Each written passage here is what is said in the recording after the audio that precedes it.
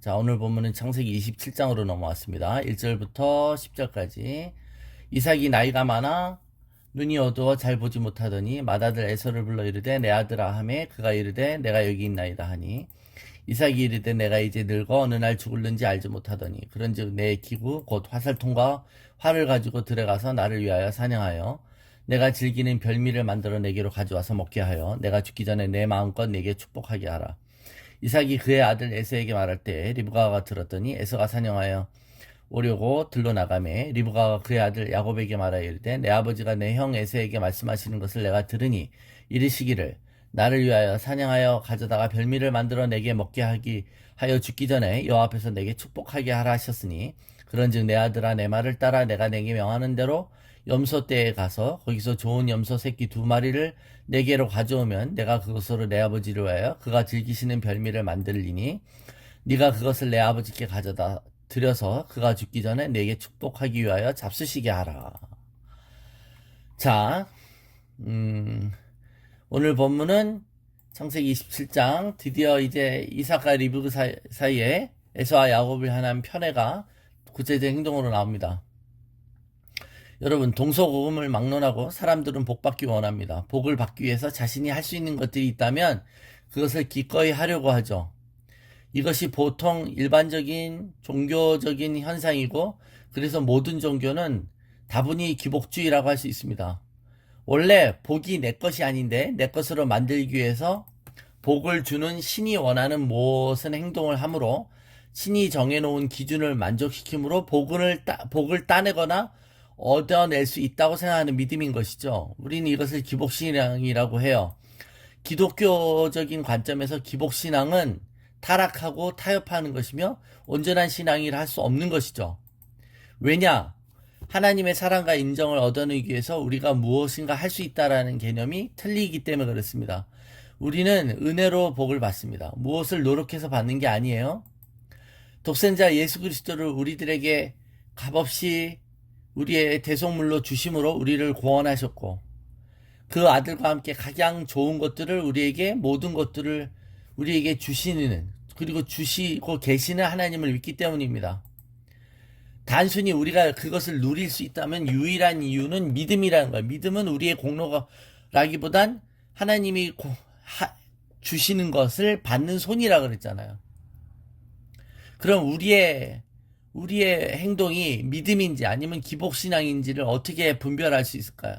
우리가 누구를 자랑하는가를 보면 알 수 있다. 우리의 간증의 순서를 점검하면 돼요. 간증을 잘 들어봤더니 내가 이렇게 했더니 하나님이 이렇게 해주셨다라든가 자기가 뭔가 반대급부를 기여한 것처럼 말하던가 아니면 내 생각으로는 이해가 안 됐는데 그래서 무기력하고 아무 힘도 능력도 없을 때 그런데 하나님이 이런 막대기 같은 나를 들어 쓰셔서 그분의 뜻을 이루셨다고 하는지 결국 내 잘났다고 얘기하는 건지 하나님이 잘났다고 얘기하는지 구분하라는 겁니다. 하나님은 우리를 복의 백성으로 부르셨습니다. 아브라함을 복의 근원으로 부르신 것처럼 그 아들 이삭도 그 복의 흐름을 따라 복의 근원이 되신 것이죠. 자, 그러면서 그 아브라함 이삭 다음에 그 계통이 이삭이 얻은 두 아들 중 쌍둥이 중에 동생인 야곱을 통해 흘러가했다고 말씀하셨어요. 이게 장자권이죠. 그게 에서는 복이 없다는 게 아니라 그 통로로 쓰임 받는 장자됨의 축복을 야곱으로 하겠다는 거 아니에요? 이것이 애들이 뱃속에서 태어나기 전에 이미 하나님의 뜻이 드러났어요. 이것을 아버지인 이삭도 어머니인 리브가도 잘 알고 있습니다. 그런데 하나님의 이 선택과 상관없이 이 부분은 서로의 선호가 좀 달랐죠. 아빠는 에서를, 엄마는 야곱을 편애하는 부모였다는 겁니다. 자, 아버지는 사냥을 잘하고 남자다운 에서를 사랑했고 어머니는 집에서 지내고 비교적 남자답지 못한 야곱을 사랑했습니다. 여러분, 이거 사랑하는 거 부모가 자식을 사랑하는 게 뭐 잘못된 거예요? 그리고 선호가 있을 수 있죠. 10손가락 깨물어서 아픈 손가락이 없다고 하지만 인간인지라 누굴 더 선호할 수도 있어요. 실수는 별로 없겠지만. 그런데 어느 날 이삭은 에서를 하나님의 뜻과 상관없이 에서를 축복하기로 결정했다는 겁니다, 여러분. 에서를 좋아하는 걸 뭐라고 할 수는 없어요. 그러나 에서를 장자로 축복하기로 결정하는 것은 하나님 뜻의 정식으로 반대하는 것이죠. 즉 이삭은 야곱을 장자로 택하셨다는 하나님의 뜻이 자기의 마음에 내키지 않은 것입니다. 미래에 대한 하나님의 계획과 하나님의 약속보다는 자신의 인간적인 기호와 생각을 앞세운 것입니다. 누가 봐도 에서가 야곱보다 훨씬 더 매력있고 남성미가 철철 넘치고 사냥도 잘하는 능력 있는 팔방미인의 사람입니다. 거기다 또 개인적으로 아버지한테 잘해요. 아버지가 좋아하는 음식을 잘 만들어주는 살가운 아들이에요. 그러니 끌리겠죠. 에서를 후계자로 세우고 싶은 마음이 앞섰을지도 몰라요. 그렇지만 하나님의 뜻이 이미 드러났잖아요. 하나님의 뜻이 분명히 세워졌어요. 그러면 자신의 뜻이 아닌 하나님의 뜻을 따라야 했던 것이죠. 인간이 교만하다는 것은 하나님의 뜻을 알면서도 하나님의 뜻이 아닌 자신의 원대로 해도 된다라는 믿음이 있다는 거예요. 이것이 죄라는 걸 알고 하나님이 싫어하신다는 걸 알면서도 자기가 원하니까 자기가 좋으니까 해도 된다는 믿음이 있는 것입니다. 이것을 성경이 거역이라고 하는 것이고 완고함이라고 얘기하는 겁니다. 자, 어떻게 보면 이삭은 본문에 봤더니 시력이 나빴다고 그랬죠. 예, 누가 쌍둥이 중에 누가 첫째 아들이고 둘째 아들인지 모를 정도로 시력이 약했는데 어떻게 보면 영적인 시력이 약해졌다는 거예요. 노안이 오고 갈수록 눈이 나빠져도 하나님의 뜻을 분별하는 영적 시력은 좋아질 수 있는 것이죠. 나이가 먹으면 먹을수록. 저와 여러분은 후자가 되시길 축복합니다. 하나님의 뜻이 아닌 자기가 보기에 옳은 것을 행하는 사람들, 하나님 뜻을 버젓이 알면서도 그죠? 자신이 뭔가 판단이 잘못됐다 생각하지 않고 하나님이 오히려 판단이 잘못됐다고 주변 사람들이 못 보는 것처럼 행동합니다. 예. 이것이 이삭의 완고함이고 고집이라는 거예요. 자, 그리고 에서 보고 내가 너를 축복했더니 너는 가서 아빠가 좋아하는 것을 사냥해 온 다음에 내게 음식을 가져오면 내가 축복했다라고 말합니다. 이 대화 자체가 벌써 틀려먹은 거죠. 보통은 축복할 때 모든 가족을 불러 모아 세레모니를 하며 공개적으로 하는 거예요.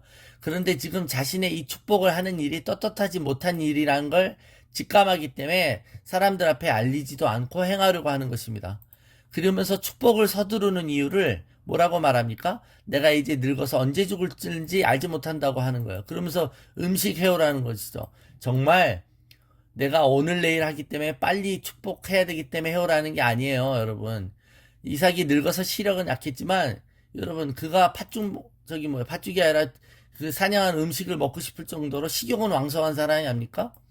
그러니까 보면 실제로 180세 지금 이때보다 40년을 더 살다가 죽었어요. 예. 근데 마음이 조급해진 거예요. 어떻게 보면 참 노인들이 나 이제 곧 죽어 하는 말이 다 거짓말인 것이죠. 40년을 더 살았는데.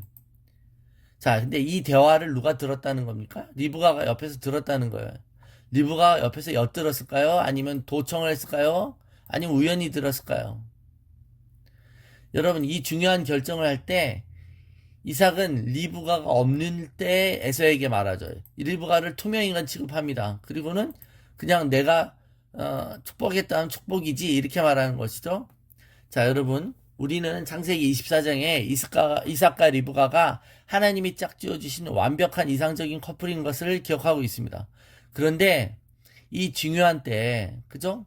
이 부부가 이 중요한 결정을 하고 있는데 서로 대화하지 않는 것을 볼 수 있습니다. 가장 중요한 이슈에 대해서 그들은 서로 의논하지 않습니다. 반론도 안 해요. 변론도 안 해요. 서로 공방도 하지 않습니다.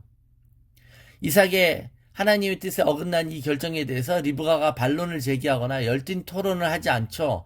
그리고는 각자 자기의 뜻대로 일을 진행해요. 그러자 리브가는 야곱을 불러 자신의 계획을 말합니다. 리브가의 계략은 뭐였냐면 형 에서가 사냥 요리를 새끼 염소 요리로 대체하고 야곱을 에서처럼 분장시키는 거죠. 그러니까 형 에서가 오기 전에 먼저 형인 것처럼 분장시켜서 형 대신 네가 축복받는 선수를 치라는 것이에요. 네가 형처럼 위장해서 형인 척하라는 것입니다. 그래서 아버지를 속이라는 것이죠. 그러니까 여러분 리브가는 지금 뭘 말하고 있는 거예요? 아들로 하여금 형과 아버지를 속이라고 사기를 공모하는 것입니다. 에서의 옷을 야곱에게 입히고 에서로 분장시키는 거잖아요. 이거 연기하기 위해서 에서의 옷을 그러려면 많은 중간 작업이 필요하죠. 에서의 옷을 몰래 가져와야 되고 또 아버지를 속이기 위해서 소극적이든 적극적이든 거짓말을 해야 하기 때문입니다. 그러면서 이제 보시면 아시겠지만 아버지가 물을 수 있는 그런 예상 문답을 리허설도 시키잖아요. 리허설도 시키는 거예요. 예. 남편과의 정직한 대화를 통해 문제를 해결하려는 것이 아니라 남편의 잘못된 의도를 역으로 이용하겠다는 겁니다. 예, 여기에 누가 더 잘못이 있을까요? 이삭을 철저히 무시하며 리브가가 지금 속이려고 했다는 게 더 잘못될까요? 아니면 아예 리브가를 투명 인간 취급하며 예, 이 축복의 이것을 강행하려고 하는 이삭이 잘못된 것일까요? 자, 이것이 우리 인생의 다반사로 이어지는 일들이죠, 여러분. 여러분, 기복신앙이 뭐예요, 기복신앙이? 하나님의 뜻과는 상관없이 내가 복을 좌지우지하겠다는 것 아닙니까? 하나님의 뜻하고 상관없이 내가 원하는 복을 따내겠다는 것, 내가 원하는 대상에게 주겠다는 것도 기복신앙이고. 어떻게 보면 여러분, 형인 척해서 받으면 그게 정말로 복이 되냐 이거예요, 여러분. 그죠? 예, 어떻게든 그걸 받으면 되는 거냐 이겁니다. 공식적이고 인지할 때 그게 누구냐 이거 아닙니까? 그죠? 이게 그 착오로 인한 거 아니에요? 착오? 예, 기만과 착오로 인한 이게 정말 이게 법적으로 효력이 있는 거고 그렇게 되면 정말로 이게 그대로 되는 거냐 이겁니다. 이거 솔직히 이것도 서로 어설프고 엉뚱한 짓을 하는 거예요. 아버지 엄마가 믿음의 행동을 둘 다 하지 않는 것입니다. 리브가는 야곱이 축복을 받아야 되기 때문에 하는 믿음의 행위로 남편을 속이고 아들을 속인 게 아니라는 것입니다.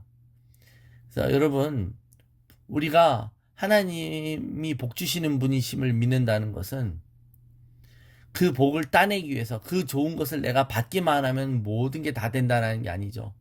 그죠? 우리 인생에 있어서 이런 어설프고도 코미디와 같은 이런 상황들이 왜 펼쳐지냐면 바로 우리가 욕심이 있기 때문이죠. 욕심이 있기 때문에. 지금 어문 짓을 하는 거예요. 어설픈 짓을 하고 말도 안 되는 짓을 지금 부부가 저지르고 있습니다. 그래서 이게 장자권이 어디로 가느냐가 문제의 핵심이 아니라 어떻게 보면 이 부부가 대화하지 않는다는 것이죠. 이 부부가 이 문제를 해결하는 데 있어서 그래서 부부가 한 마음도 아니라는 거예요. 예. 이게 문제인 것입니다. 그래서 여러분 완벽한 커플이 대화하지 않는 커플이 되어버렸어요. 그러니까 여러분 완벽한 만남이 완벽한 결론이나 완벽한 어떤 우리의 행복한 삶을 보장하는 것이 아닌 것이죠. 우리는 겸손히 살아야 되는 줄로 믿습니다.